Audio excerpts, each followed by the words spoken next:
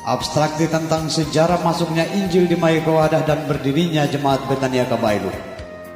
Segala puji syukur kepada Tuhan yang telah mencari dan menemukan bangsa yang dalam kegelapan dengan terang Injil yang ajaib, agar umatnya boleh menyembah dalam roh dan kebenaran. Mazmur 78 ayat 3. Allah Ta'ala Homkang, Allah Maha Baik. Gereja pada hakikatnya adalah tubuh Kristus.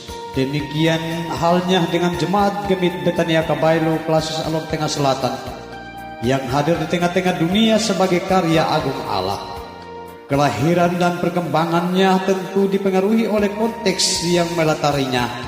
Di tengah kesuraman bangsa dan suku-suku bangsa, terbitlah terang Injil yang dibawa oleh misionaris Kristen dari Belanda yang mengabdikan diri menjadi alat di tangan Tuhan untuk membawa benih Injil mendaki gunung, menurun lembah terjal, menembus belantara demi mewujudkan amanat agung Yesus Kristus.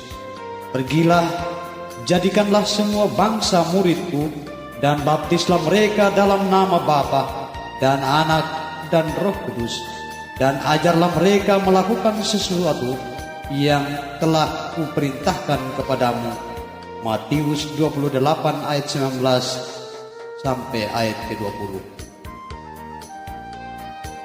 Pada tanggal 17 Februari 1912, dua orang Belanda bernama A. van Dalen dan J.C. van Leur berangkat dari Mademang melalui Silaipu dan tiba di Mayakowadah dengan membawa misi pegawaran Injil Kristus. Masuknya gereja ketika itu bertepatan dengan masa pemerintahan Ketemukungan Mayakowadah di bawah kepemimpinan Adam Manilang, dengan wilayah pemerintahannya meliputi 38 kampung. Pada saat itulah awal mulanya Injil diberitakan di Mayakowadah, tepatnya di Fuifara atau Parenta Afeng, sebagai pusat penyelenggaraan pemerintahan Ketemukungan ketika itu. Sekarang pusat desa Kaliisi Tengah, di bawah gudang adat Tibuwati, suku Fihieta milik Legatavoka, yang kampung tersebut telah dihuni selama 30 tahun oleh 600 jiwa dari berbagai kampung. Cara mereka beribadah ketika itu adalah mengucapkan kata doa dengan kedua mata dan tangan tertutup. Injil hadir di tengah-tengah kehidupan jemaat dengan kepercayaan animisme dan dinamisme melalui berhala-berhala kampung, suku dan keluarga tertentu dalam bentuk-bentuk antara lain.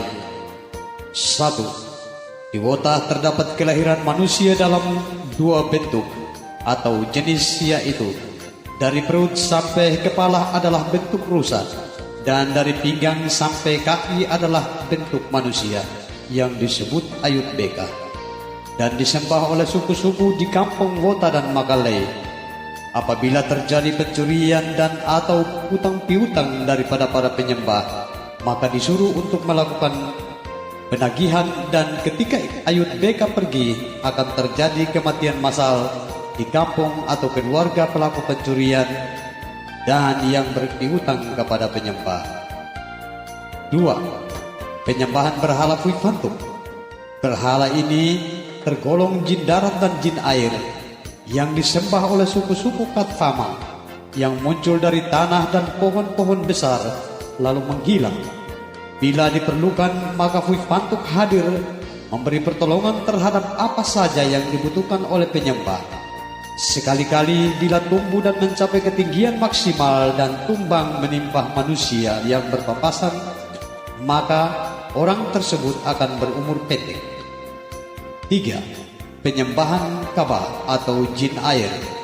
Makhluk ini adalah sejenis manusia yang disembah sebagai dewa perang bagi suku-suku kampung Gilmau untuk membela pada saat perang tanding.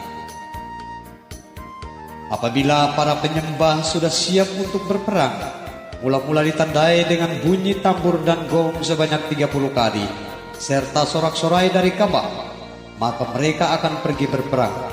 Makhluk ini bertempat di mata air Kabailu atau Kabama atau kebun Kaba. Ia dapat berkebun tanaman kacang-kacangan serta ubi-ubian.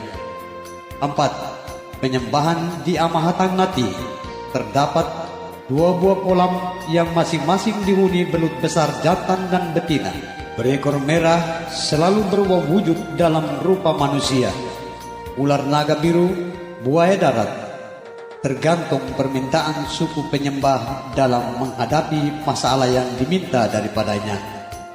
5. Penyembahan di Lukmakal yang berada di bawah kampung Maikowada, pinggir kali Kabailu.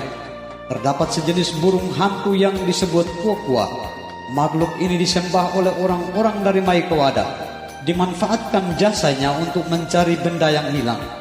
Bila diminta bantuannya oleh penyembahnya, ia keluar pada malam hari mencari sasaran pencurian.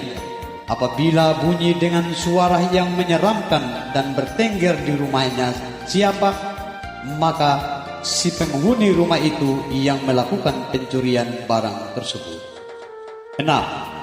Tempat penyembahan Kafiau Manah dengan meng-mengnya yang disembah oleh suku Kelaisi. Makhluk ini bila merasuk orang, maka terjadi gangguan jiwa atau gila. Itulah contoh penyembahan jemaat yang belum mengenal Allah ketika itu.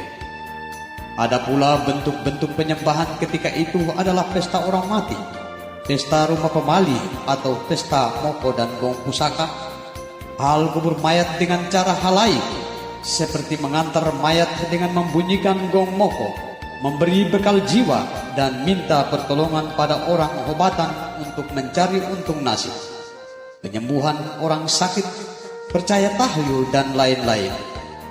Dari gambaran keberadaan jemaat tersebut membuat Injil tidak diresponi secara serius. Dalam kondisi yang demikianlah, para pemberita Injil terus menjalankan misi pelayanan pekerjaan Tuhan.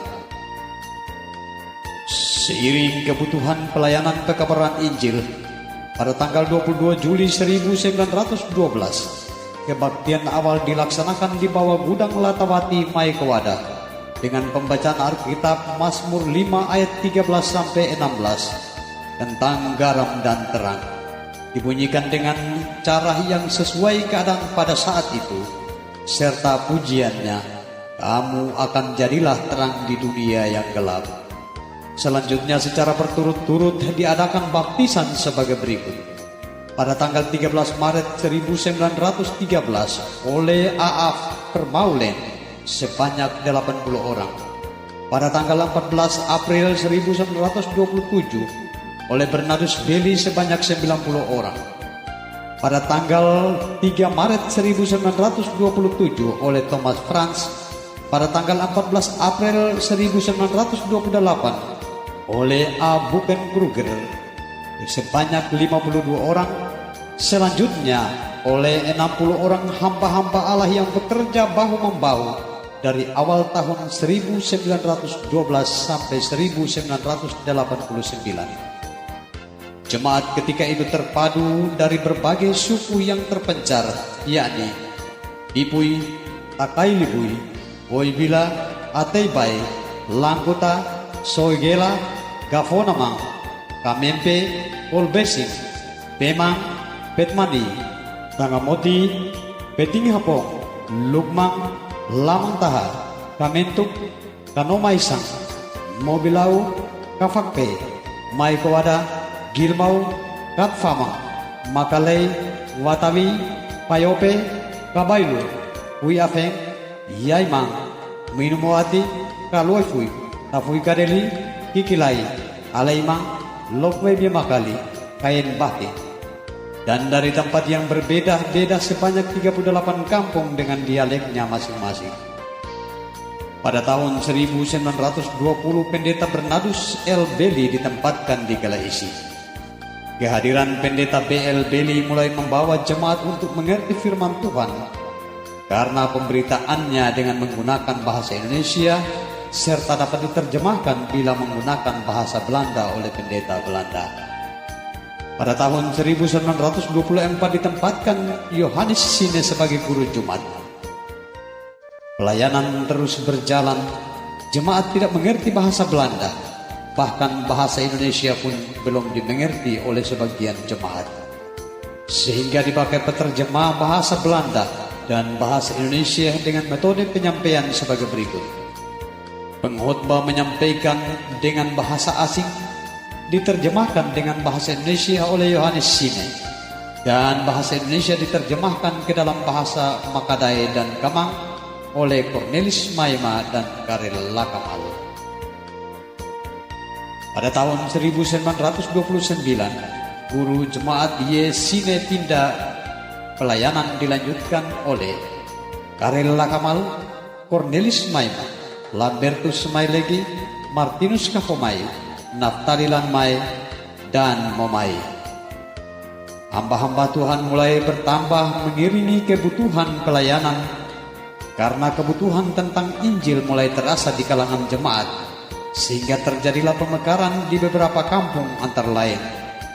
Di jurusan timur terbentuklah gereja Katang pada tanggal 1 Januari 1933. Di jurusan barat terbentuklah gereja Baifui pada tanggal 31 Oktober 1932.